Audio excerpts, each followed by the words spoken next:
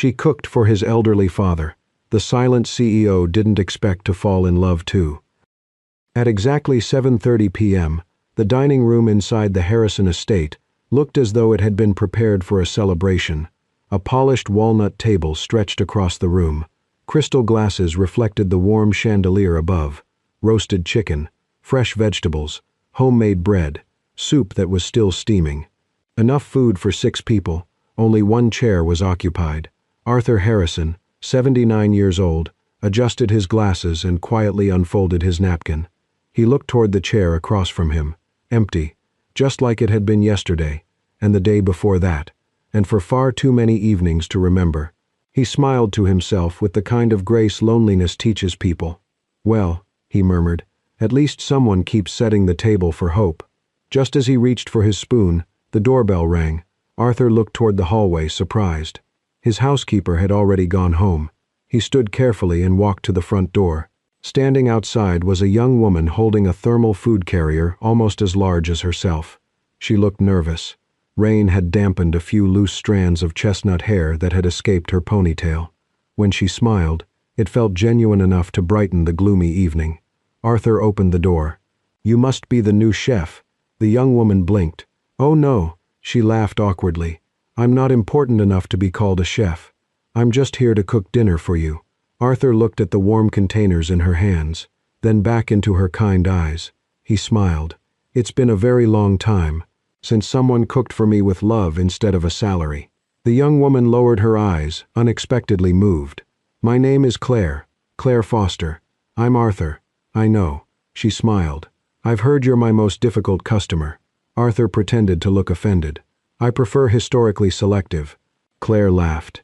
The empty dining room somehow felt a little less empty. Claire Foster was 25 years old. During the day, she worked in a small family-owned diner on the edge of Seattle. At night, she often prepared healthy meals for elderly clients recommended by local physicians. Not because it paid well, it didn't, but because Claire had lost her grandmother 2 years earlier. Ever since then, she found herself unable to ignore elderly people living alone. Her co-workers teased her constantly. "You adopted half the city's grandparents." Claire always answered the same way. "They're easier than dating." She wasn't entirely joking. She was warm, funny without trying, hopelessly clumsy, and completely incapable of cooking without humming softly to herself. Arthur noticed it almost immediately. "You sing while chopping carrots?" Claire looked embarrassed. "I forget I'm doing it. It reminds me of my wife." She paused. "I'm sorry." He smiled gently. "Don't be. Memories deserve music." Upstairs, hundreds of feet above downtown Seattle, Ethan Harrison stood inside a glass conference room overlooking the city skyline. 35 years old, founder and CEO of Harrison Technologies, one of the youngest self-made millionaires in the state. His calendar was scheduled in 15-minute blocks. His assistant once joked that breathing should probably be added as a recurring appointment. He wasn't entirely wrong. Since losing his mother 4 years earlier, Ethan had done what he understood best. He worked, longer, harder, more efficiently. He convinced himself that success was another language for love. His father never had to worry about money, medical bills, house repairs, private nurses. Everything was taken care of. Surely, that meant he was taking care of his father. His phone vibrated. "Dad." He declined the call automatically. A text appeared seconds later. "Busy?" He replied. "Meeting." Arthur answered with only one word. "Always." Ethan stared at the message for a moment, then turned back to the presentation. Meanwhile, inside the Harrison kitchen, Claire had somehow created complete chaos in less than 20 minutes. She opened one cabinet. 3 bowls fell out. She caught 2. The third bounced harmlessly across the floor. Arthur peeked around the corner. "I've seen military operations with less excitement." Claire laughed nervously. "I promise I'm usually better than this." "You've already broken anything?" "No." Arthur smiled. "Excellent." At that exact moment, Claire reached for the seasoning. Her elbow bumped an entire glass container of salt. It tipped, then emptied itself spectacularly across the cutting board. The vegetables disappeared beneath what looked like a small snowstorm. Claire froze. "Oh." Arthur stared for 2 seconds, then said very seriously, Were you planning to preserve me for the winter? Claire covered her face. I am so sorry. I've never done that before. Arthur burst into laughter. I certainly hope not. I'd be impossible to chew. Claire laughed too. Together, they spent several minutes rescuing perfectly innocent carrots from an unnecessary avalanche of salt. Dinner finally reached the table. Simple, healthy, and homemade. Arthur tasted the soup, closed his eyes, then quietly set down the spoon. Claire immediately panicked. Is something wrong? No. He smiled. Everything is. Claire frowned. I don't understand. My wife used to put just a little too much thyme in her soup. Claire's face fell. I'm sorry. Arthur shook his head. So do you. She looked confused. I do? Yes. He took another spoonful. And somehow, it tastes exactly like someone cared enough not to hurry. Claire felt her throat tighten. No one had ever complimented her cooking quite like that. Not by talking about the food, but by talking about the feeling it carried. 2 evenings later, Arthur decided enough was enough. His son hadn't joined them once. Every night, another excuse. Conference, investors, flight delays, emergency meetings. Arthur had spent 40 years teaching university students. He knew avoidance when he saw it, so he did something slightly dishonest. He called Ethan. His voice sounded strained. My back. It suddenly locked. Silence. Then Ethan's chair scraped loudly across the office floor. I'm coming. No, no. It'll pass. I'm already leaving. Arthur smiled after ending the call. Forgive me, he whispered toward a framed photo of his late wife. Our son was always easier to trick than to convince. Claire walked into the living room carrying tea. You didn't really hurt your back. Arthur looked guilty for approximately half a second. My conscience hurts a little. She tried not to laugh. You know that's manipulation. I prefer historical strategy. You were a professor. I know many strategies. 25 minutes later, headlights appeared outside. A sleek black sedan stopped in front of the house. Ethan Harrison stepped inside without removing his suit jacket. His face was filled with concern. Dad? Arthur slowly stood up from the sofa. Oh, you're here. Ethan frowned. You said you're back. It feels much better. Ethan narrowed his eyes. You tricked me. Arthur looked toward the kitchen. I invited you. They're different things. Not when you're my son. Ethan sighed, then finally noticed someone standing quietly near the dining table. Claire. She wore a light blue apron dusted with flour. A wooden spoon rested in one hand. A small streak of flour decorated her cheek without her realizing it. She was laughing, not at him, at something Arthur had just whispered. The sound echoed naturally through the house. Warm, effortless, alive. Ethan slowly turned toward his father. Arthur hadn't laughed like that in years, not since his wife passed away. And suddenly, the successful CEO realized something that no business report had ever shown him. A complete stranger had managed to give his father something that all his money never could, someone to share dinner with. And for reasons he couldn't explain, that realization hurt far more than any accusation ever could. Claire continued cooking at the Harrison estate every evening. At first, Ethan treated her presence the way he treated most disruptions, politely, briefly, and from a distance. He would enter through the front door after 9, ask his father if he had eaten, nod when Arthur said yes, then disappear into his study with a phone already pressed to his ear. Claire noticed the pattern by the 3rd night. Arthur noticed it long before that. The old professor began developing strategies. Some were subtle, most were not. One evening, just as Ethan reached for his coat after checking on his father, Arthur placed one hand against his lower back and sighed dramatically. Ethan stopped. Claire, rinsing plates in the kitchen, looked over her shoulder. Arthur saw her looking and winked. Ethan did not see the wink. Dad? Arthur gave a brave little smile. Nothing. Just age, reminding me it has a membership card. Ethan set his briefcase down. Arthur's eyes flicked toward the dining room. Claire immediately understood. 5 minutes later, Ethan was seated at the table with a bowl of vegetable stew in front of him, looking like a man who had been ambushed by dinner. Arthur ate happily. Claire pretended to be very interested in folding napkins. The next night, Arthur escalated. Ethan arrived late again, kissed the top of his father's head, and tried to leave after exactly 7 minutes. The front door would not open. Ethan tried the handle once. Then again, Arthur looked up from his chair with remarkable innocence. "How strange. I think the lock is broken." Claire stood near the stove and immediately turned away so Ethan would not see her smile. Ethan looked at the door, then at his father, then at Claire's shoulders, which were trembling with suppressed laughter. "The lock is not broken." Arthur blinked slowly. "At my age, one never knows." Ethan reached above the frame, found the small brass latch Arthur had quietly turned, and unlocked it. Claire coughed into a dish towel. Arthur sighed. "History will remember me as misunderstood." Ethan should have been annoyed. Instead, for one brief second, he almost smiled. That was happening more often around Claire. Almost smiles. Quiet glances he looked away from too quickly. She never tried to pull him into conversation.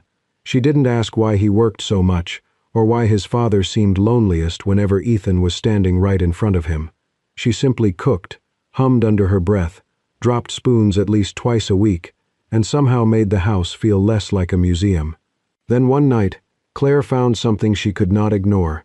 Ethan's car was parked outside with the driver's door half open. He had rushed in after a call from Arthur, leaving his briefcase and an empty coffee cup on the passenger seat. Only coffee. No lunch wrapper. No water bottle. No evidence that the man had eaten anything substantial all day. The next evening, she packed a turkey sandwich, an apple, and a small container of soup. She carried them outside while Ethan was upstairs with Arthur and placed the bag carefully on the driver's seat. No note, no name, just food. The next morning, the empty container appeared washed and stacked on the kitchen counter. Claire said nothing. Ethan said nothing. So she did it again and again. Sometimes a sandwich, sometimes pasta. Once, a blueberry muffin that had collapsed in the middle but still tasted wonderful. Each time, the containers returned clean. Each time, Ethan looked at her a little longer than before. Neither mentioned it. But something began moving between them in the quiet. A strange, tender language, made of meals left in cars, and dishes returned without words. Arthur, of course, noticed everything. He said nothing, which, for him, was extremely suspicious. The first night Ethan sat down without being tricked, Claire was making apple pie. The crust had one uneven edge, and the filling had bubbled over in the oven, leaving a sticky trail of cinnamon sugar on the tray. But the smell filled the entire downstairs. Warm apples, butter, nutmeg, a little too much cinnamon. Ethan stopped in the hallway. For a moment, he was no longer 35, exhausted, successful, and constantly late. He was 10 years old again, standing in the kitchen, while his mother rolled pie dough on the counter. She used to press scraps of crust into little shapes for him, then tell him broken pieces tasted better because they had survived more. Claire turned and found him standing completely still. She wiped her hands on her apron, suddenly self-conscious. "I know it's not perfect." Ethan looked at the pie, then at her. "My mother used to make apple pie." Claire's expression softened. Arthur, seated near the window, lowered his book and said nothing. Claire carefully cut a slice while it was still too hot. The filling spilled slightly onto the plate. She looked mortified. Ethan took the plate anyway. He sat down. Not because Arthur sighed, not because the door was locked. He sat down because the smell had found a memory he had buried under work. The first bite was too warm, too sweet. The crust was uneven. It was not his mother's pie, but somehow that made it easier. It did not pretend to replace anything. It simply made room for what had been lost. Ethan finished the whole slice. Claire pretended not to notice. Arthur pretended not to cry. From that night on, Ethan came home a little earlier. Not perfectly, but enough for the house to notice. Enough for Arthur to stop checking the driveway every 10 minutes. Enough for Claire to start setting one extra plate without asking. Then everything changed on a Wednesday. Claire arrived to find the front door open and Arthur sitting in his chair, pale and sweating, one hand pressed against his chest. The ambulance arrived within minutes. Ethan arrived 12 minutes later, still in his suit, face drained of all color. At the hospital, Arthur insisted he was fine. He was not fine, not terribly ill, the doctor explained, but dangerously exhausted. His heart condition was manageable, but stress and loneliness were making everything worse. Ethan stood beside the hospital bed, silent. Claire waited near the doorway, not wanting to intrude, but unable to leave. The doctor looked at Ethan with practiced gentleness. "Mr. Harrison, your father has excellent care. Medication, diet support, monitoring. Financially, he has everything many patients don't." Ethan nodded once. The doctor paused. "But what he's missing most isn't medicine." Ethan looked up. "It's time with his son." The words landed harder than any diagnosis. Arthur closed his eyes. Claire looked down at her hands. Ethan did not move. For years, he had told himself he was providing. The house, the doctors, every practical thing money could buy. But no one had ever said the truth so plainly. His father was not starving for food. He was starving for Ethan. That night, Ethan sat beside Arthur's hospital bed long after visiting hours ended. For once, his phone remained face down. For once, the company waited. Across the room, Claire quietly placed a paper cup of tea beside him before leaving. Ethan looked at it, then at his father's sleeping face, and for the first time in years, the silent CEO had no strategy, no answer, and no meeting important enough to run to. Only the unbearable understanding that love he kept postponing might not wait forever. After Arthur's hospital visit, Ethan started coming home earlier. Not every night at first. His company still called. Meetings still stretched too long. Emergencies still appeared with dramatic timing, as if the business world personally objected to him having dinner with his father. But 3 nights a week became 4, 4 became 5, and slowly, the Harrison estate began expecting him before the food went cold. Claire noticed the change in small ways. Ethan's coat appeared on the hallway rack before 8. His coffee cups became fewer. His phone stayed in his pocket longer. And sometimes, when Arthur told a story from his university days, Ethan did not simply nod while reading messages. He listened. Arthur noticed too, though he pretended not to.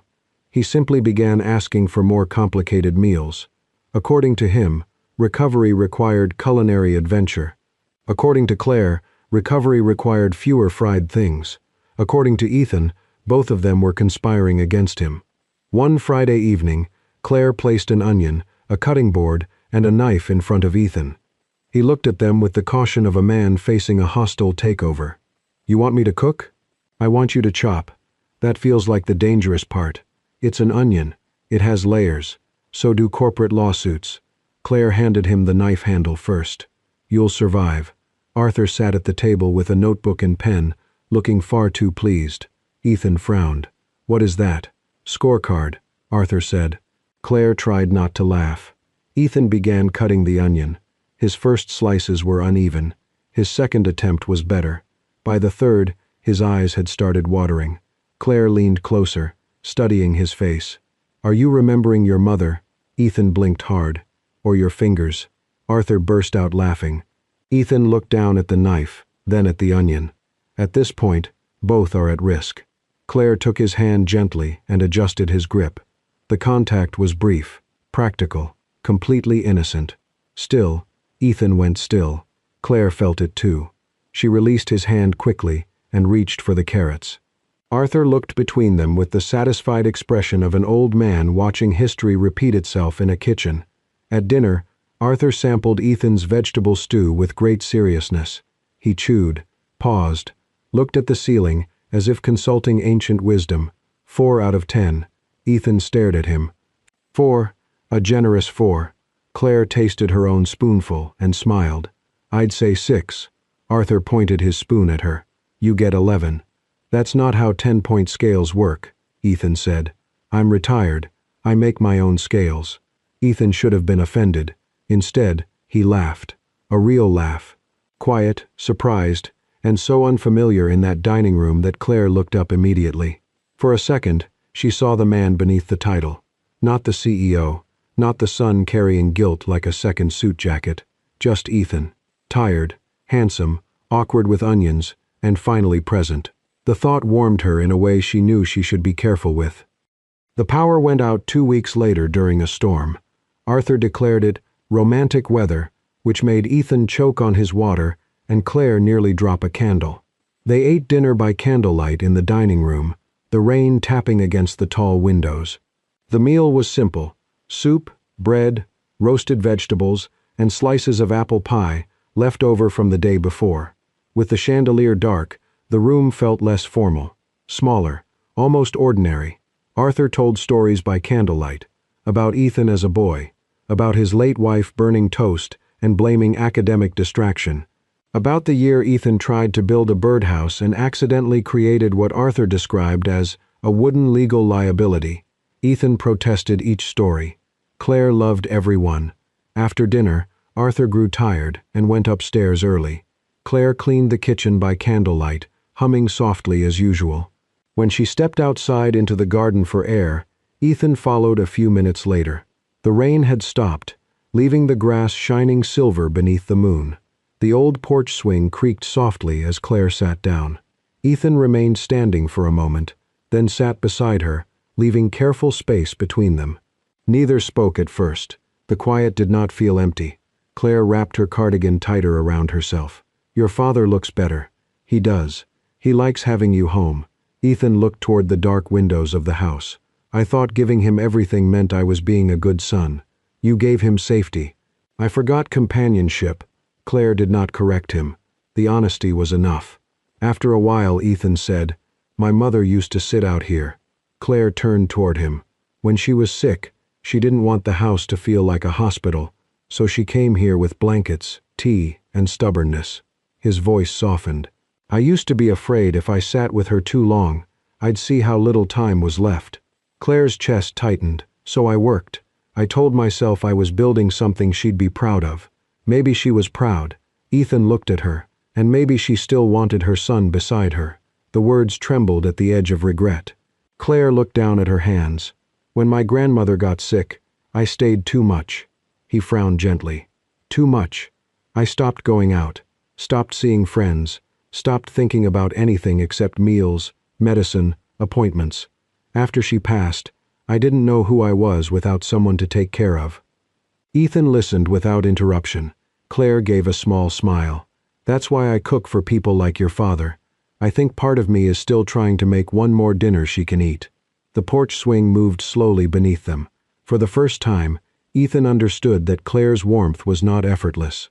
It had been earned through loss. He turned toward her. "You make this house feel alive." Claire's breath caught. "Ethan, I don't say things well. You say quarterly earnings very well." A small smile touched his mouth. "That's easier. Less risky.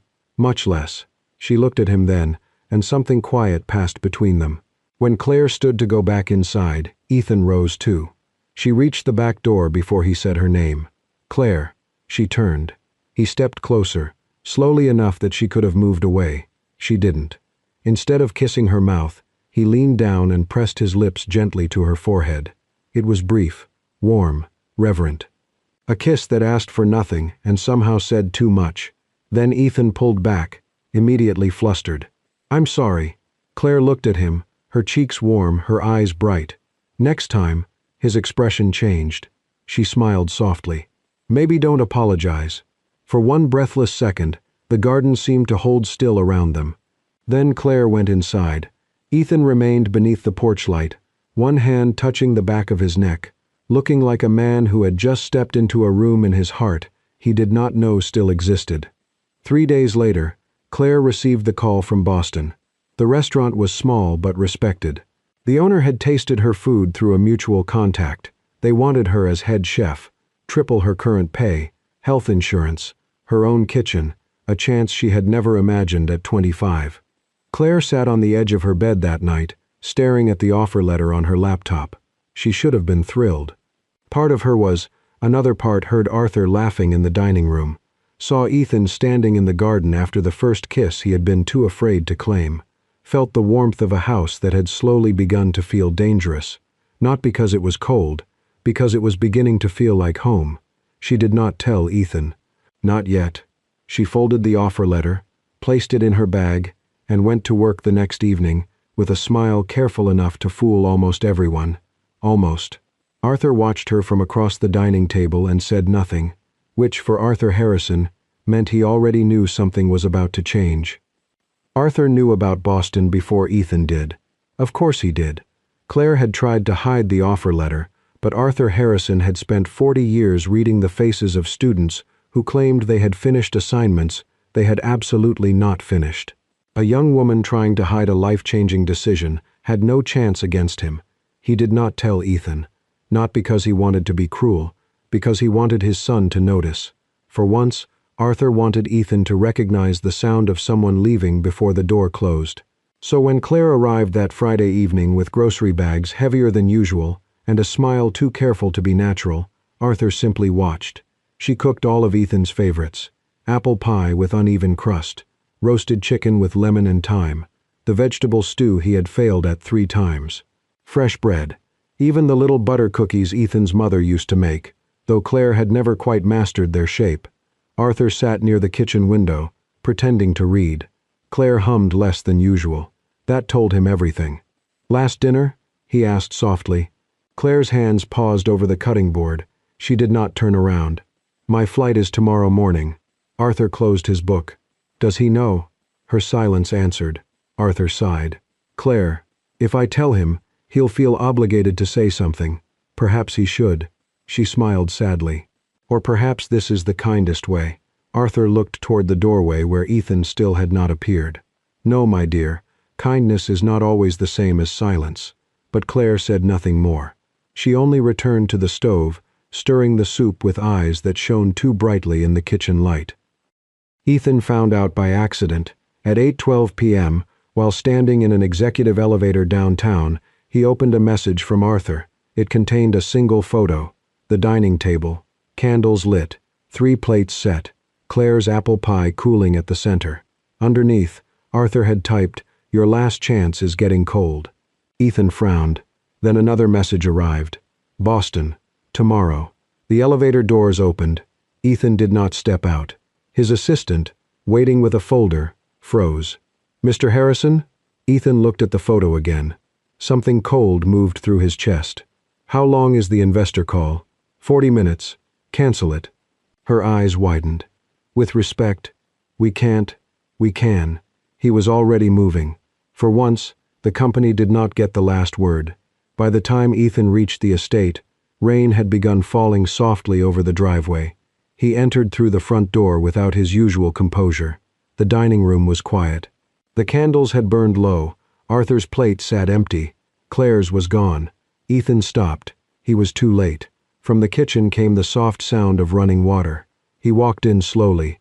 Claire stood at the sink, sleeves rolled up, washing the last of the dinner plates. Her hair was tied back. Her apron was damp near the waist. The room smelled like lemon, thyme, butter, and goodbye. She did not turn at first. "I saved you pie," she said quietly. Ethan stood beside the island. "How long were you going to let me not know?" Her hands stilled in the water. Then she continued washing. "Until tomorrow morning. That feels unfair. So does asking me to stay when you haven't asked yourself what you want." He had no answer, because she was right. Claire handed him a towel without looking at him. He took it. For several minutes, they washed dishes together in silence. She rinsed. He dried. Their shoulders almost touched. Neither moved away. The silence held everything they were not brave enough to say. "Thank you. Don't go. I'm afraid. I want you. I don't know how to ask." When the last plate was dried, Claire reached for the towel. Ethan did not let go immediately. Their fingers touched. She looked up. His face was no longer unreadable. It was open in a way that made her chest ache. "I didn't know how much this house had changed," he said, "until I imagined it without you in it." Claire blinked back tears. "Ethan," Arthur's voice came faintly from the hallway, "I am going to bed now, because unlike some people, I know when to leave a room." Claire laughed through a tear. Ethan closed his eyes briefly. "My father is impossible. He's usually right. Unfortunately." They listened as Arthur slowly made his way upstairs, humming loudly enough to make his exit impossible to miss. Later, Ethan walked Claire to the front gate. The rain was light now, more mist than storm. Garden lights glowed along the path. At the gate, Claire stopped. Ethan stopped with her. Neither wanted to open it. For once, Ethan did not hide behind restraint. He reached for her hand. Claire looked down at their joined fingers, then back at him. His thumb moved gently across her knuckles. No apology this time, no hesitation. He leaned in slowly, giving her every chance to step away. She didn't. Their kiss was soft at first, careful, then deeper, warmer, filled with all the words that had been gathering between them for weeks.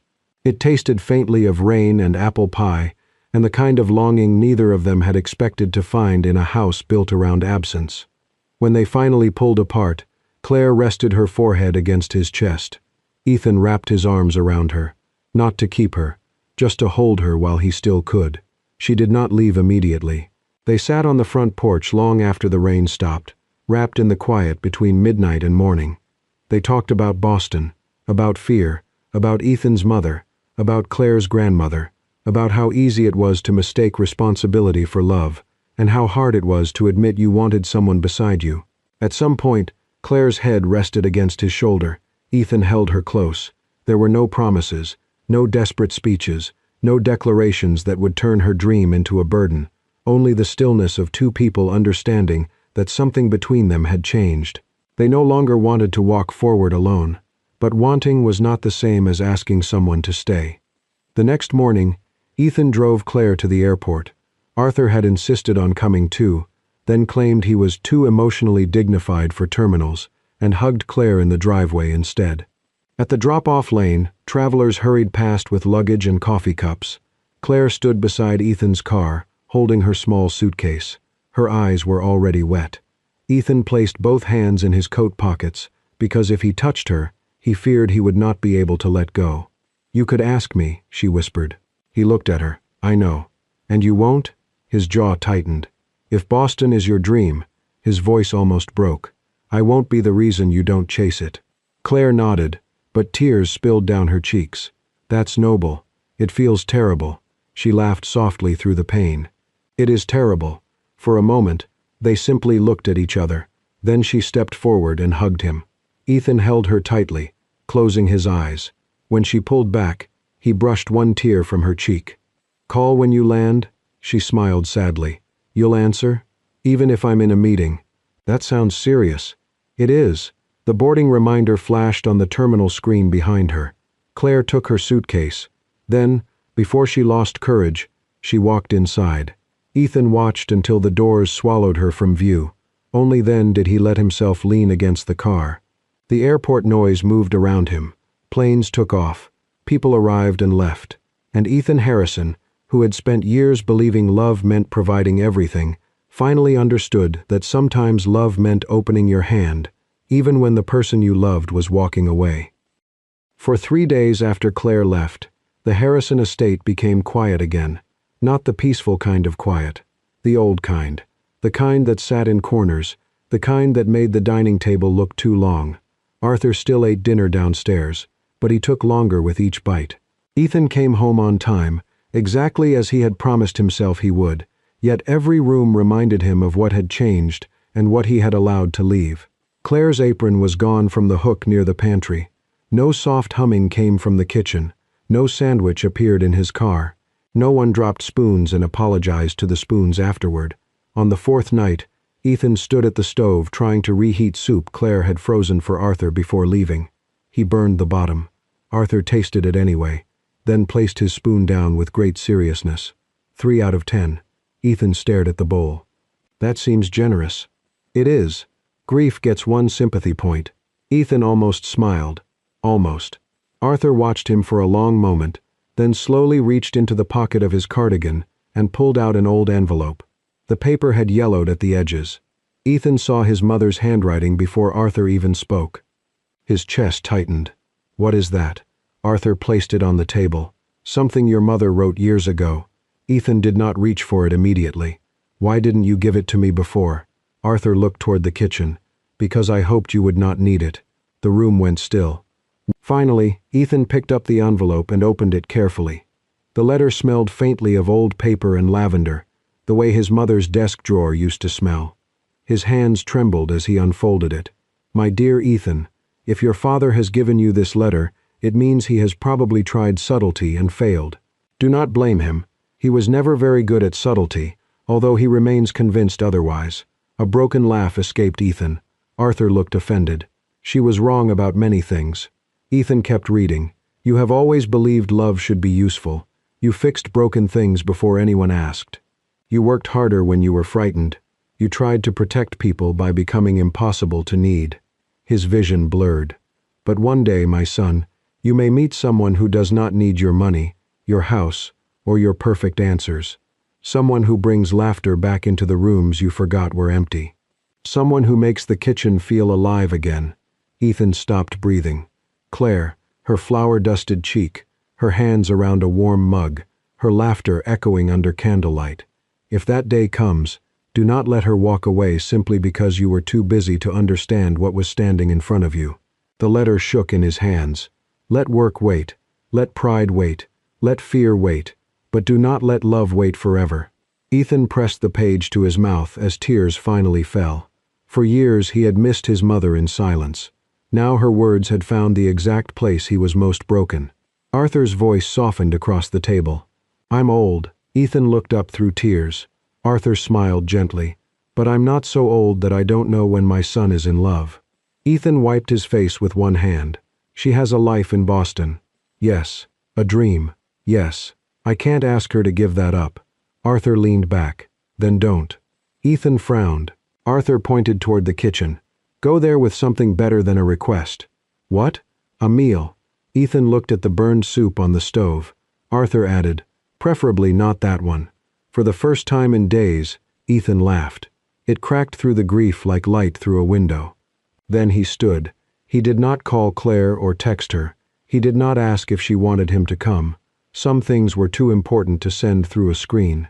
He went into the kitchen, opened the notebook where Claire had written simple recipes for him, and chose the easiest one. Chicken stew. 4 ingredients he understood. 3 he did not. He cooked slowly, terribly. Honestly, he burned one edge of the vegetables, added too much salt, forgot the parsley, packed the result into a small food container anyway. At dawn he drove to Boston. Claire's first week at the Boston restaurant was everything she had hoped for, and everything she feared. The kitchen was fast, bright, demanding, and alive with noise. She had her own station, her own knives, her own team looking to her for decisions. She should have felt only proud. And she did. Mostly. But every time she tasted soup, she thought of Arthur. Every time someone complimented her pie, she remembered Ethan eating in silence like the first bite had hurt him. Every night after closing, she nearly called, then stopped. She had chosen this. He had let her. Maybe that was love. Maybe that was goodbye. On Friday night, Claire finished her shift just after 11. Her hair was tied messily beneath a cap.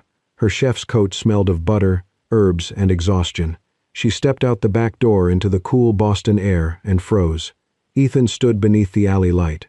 No suit, no driver, no flowers.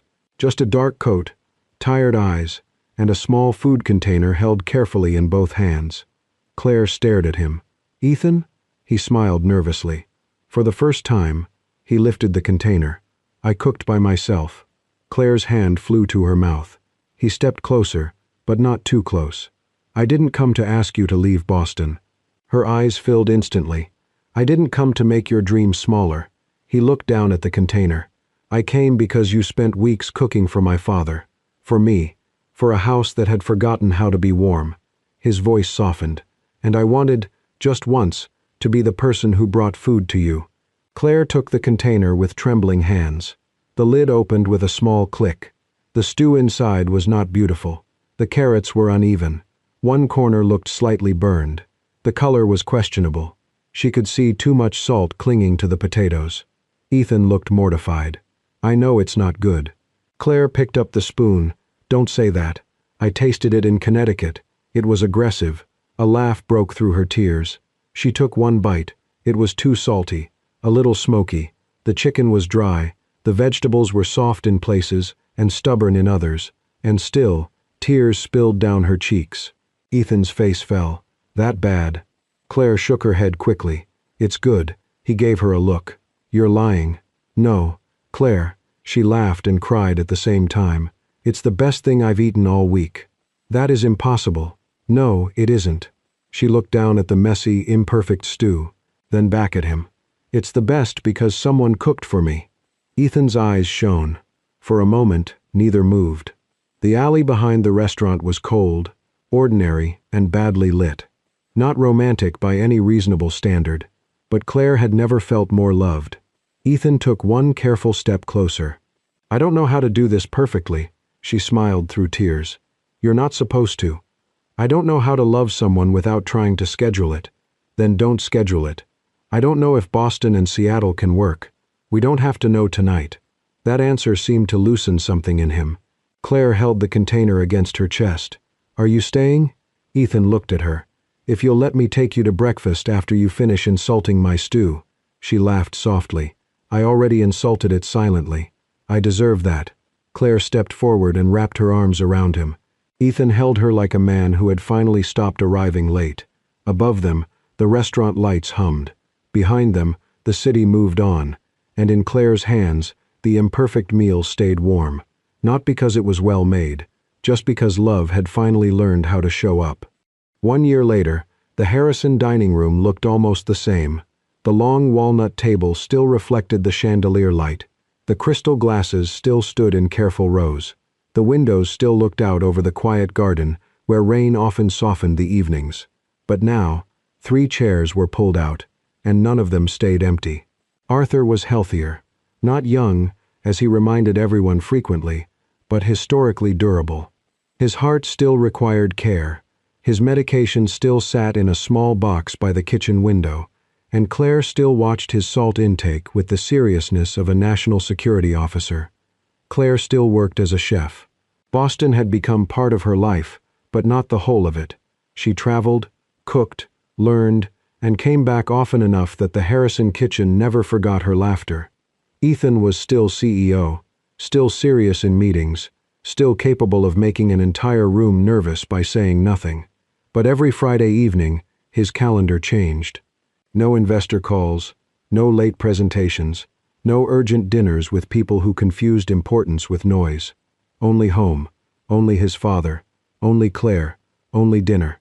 That Friday, Ethan stood at the stove wearing an apron Claire had bought him in Boston. It said, "I read the recipe." Mostly. Arthur sat at the table with his old scorecard. Claire leaned against the counter, smiling as Ethan carefully served the stew. Arthur took one bite, paused dramatically. Ethan waited. Claire folded her arms. Arthur finally nodded. 6 out of 10. Ethan stared. Still 6? A strong 6. Claire laughed. "That's progress." Arthur pointed his spoon at Ethan. "He still has to learn for the rest of his life." Ethan looked at Claire. Something warm moved between them, quiet and familiar now. "I'm glad I have a teacher." Claire's smile softened. "Good. Because you still cut onions like they personally betrayed you." Arthur laughed so hard he had to set down his spoon. Ethan tried to look offended. Failed. Outside the window, evening settled gently over the garden. Inside, the kitchen glowed with warm light, flour on the counter, music playing softly, and 3 people gathered around a table that had waited too long to feel full again. There was no proposal, not yet, but soon. Only Ethan, reaching for Claire's hand beneath the table. Only Arthur pretending not to notice, and noticing everything. Only the sound of laughter rising through a house that had once mistaken silence for peace. And as the view drifted slowly back from the window, the old dining room held its simplest miracle. A meal still warm, a family still becoming, and one chair that would never have to wait alone again. Sometimes, love doesn't begin with grand gestures or perfect words. Sometimes, it begins with something as simple as showing up for dinner. Ethan spent years believing that providing for the people he loved was enough, until one quiet woman reminded him that the greatest gift we can give isn't money or success, it's our presence. I believe the people who truly change our lives rarely ask us to become someone else. They simply help us become the person we were too busy, too afraid, or too broken to be. And perhaps that's why the warmest homes aren't built with expensive walls. They're built around tables where no one has to eat alone. So I'd love to ask you if you could share one more dinner with someone you've lost, or someone you love, who would be sitting across the table from you. If this story touched your heart, subscribe to Soul-Stirring Stories. Every week, we share heartfelt journeys about love and healing. Until our next story, Take time for the people waiting for you, because sometimes the chair that stays empty the longest is the one that matters most.